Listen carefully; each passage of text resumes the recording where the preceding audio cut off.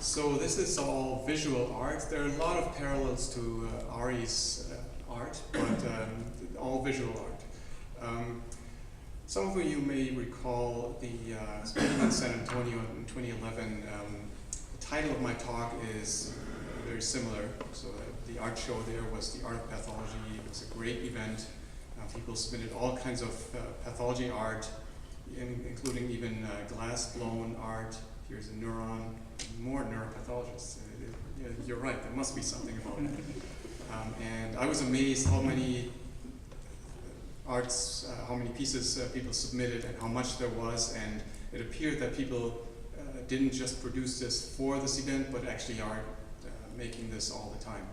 And so in our department we have an art initiative that started in 2006 when we moved into new facilities.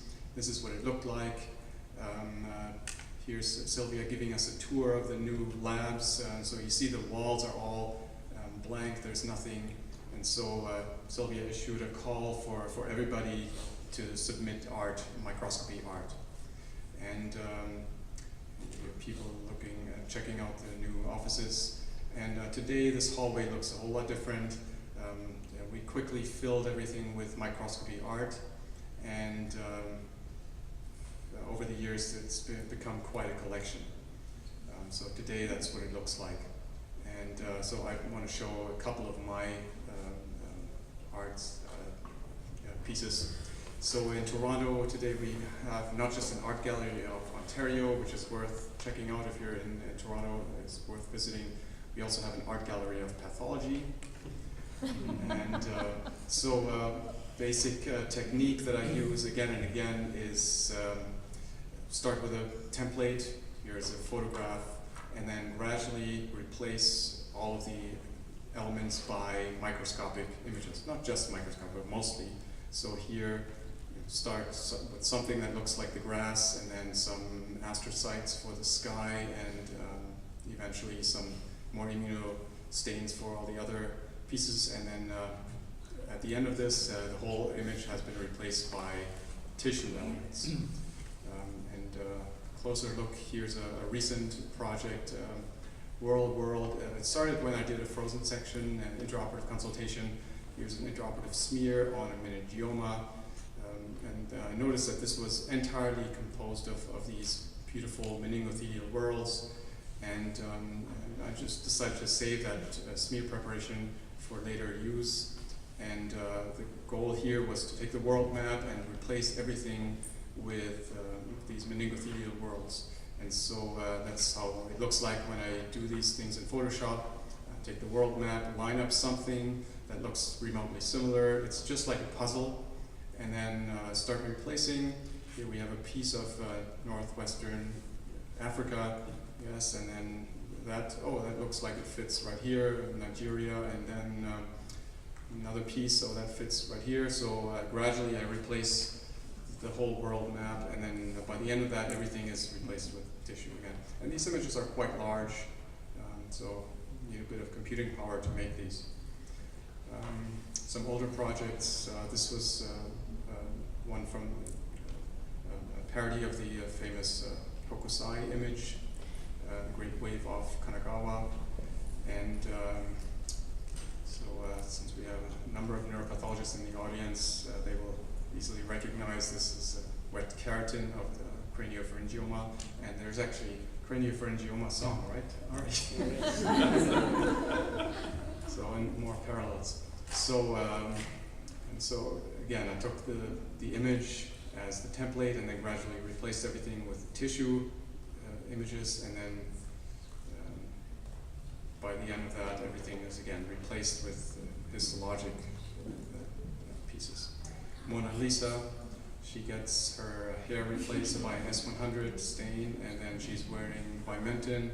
And the mountains are made of epithelial pieces, and then some lymphocytes for the sky, and then again, by the end of it, everything is replaced, and then it's the scream, another early picture from glioblastoma with a very high mitotic index. And this is an often parodied image. Obviously, you'll see that these are things, the paintings that have often been parodied. So here's another one from a photograph, a polarized bear made from a case of amyloid angiopathy viewed under polarized light. And also I have these little vignettes. Here's a mnemonic from neuropathology, one slow-fat redox for the fibers, for different fiber types. So type 1 fibers are slow contracting, they have a lot of fat, and they're very red and on the oil redox stain. So a little plaque for residents and medical students to memorize. And so one thing we do is insider jokes, and insider jokes have a lot of certain functions. They're only understandable to the in-group, people who are aware of the terminology and the circumstances of a particular joke, and the outsiders don't understand. That's part of the joke, but the outsiders don't understand it. It's a certain group that only understands it, and so it sort of builds community and increases group cohesion in a way.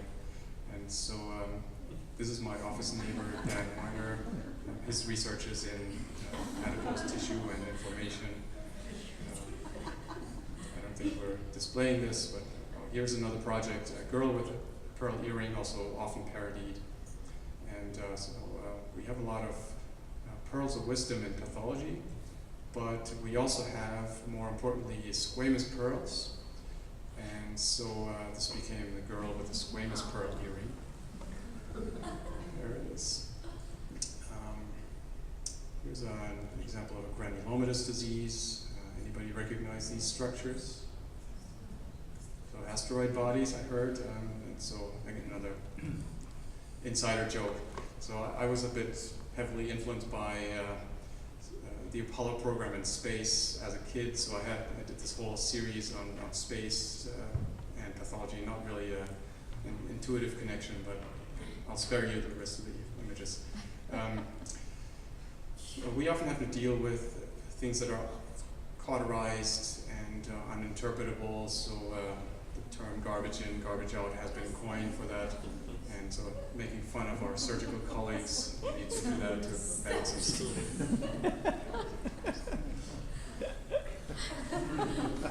This is human foie gras. And rule out cancer, something we often find on our requisition sheets. And then other examples, not just microscopy images, but here's a parody of the famous, it's actually a fraud, not Andy Warhol, but so these are easy to make. Just need one black and white image and then take the original colors, and then these are quick.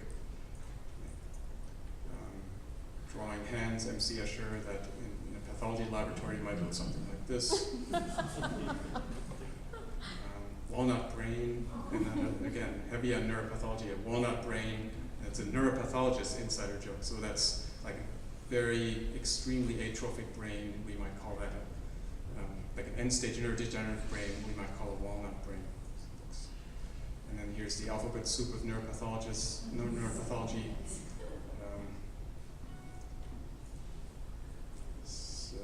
The great ventricles, not easy to recognize, I think, but you may recognize the shapes here as the Great Lakes. And then different strokes. Probably, I don't know if we'll display this one in the department, but kind of trying to be a bit provocative and trying to ask people to know their risk factors. And a number of years ago, I needed a portrait for use in social media like Twitter. So I plagiarized from Roy Lichtenstein here. Again, starting with just a photo and then copying little by little from existing paintings. And so eventually everything is replaced, and then by the end of that, got a whole new image. And then also very often parody this image. We can do it, and in pathology this might look quite bad because we can diagnose it. And yeah, there are many, many more famous paintings to parody, and I intend to continue this. It's a great fun hobby, and if you're ever in Toronto, check out the Art Gallery of Pathology.